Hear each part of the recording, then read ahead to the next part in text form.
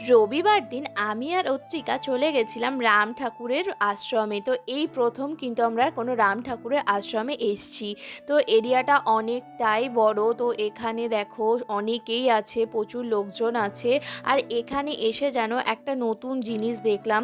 অনেকেই তার প্রিয়জন মারা যাবার পর কিন্তু এখানে এসে শ্রাদ্ধের কাজ সম্পূর্ণ করেন। আর এখানে দেখো অনেকগুলো শ্রাদ্ধ হয়ে গেছে। আমরা একটু লেটে পৌঁছেছিলাম, আমরাও গেছিলাম আমার মামি শাশুড়ির শ্রাদ্ধর জন্যে। তো তারপর দেখো মামা শ্বশুররা কুপন কেটে রেখেছিল সবার জন্য। তো আমরা এখন দেখো খেতে যাচ্ছি। তো এখানে খুব ভালো সিস্টেমে খাওয়ানো হয়, দেখো আমরা এখন খেতে বসে গেছি। আর দেখো আমাদের পাতাও দিয়ে গেছে, আর খিচুড়ি, আলু ভাজা, বাঁধাকপির তরকারি, চাটনি, পায়েস এগুলো কিন্তু ছিল। অন্য অন্য দিন কিন্তু সাদা ভাতও দেওয়া হয়। তো চলো, ভিডিও ভালো লাগলে লাইক করো, টাটা।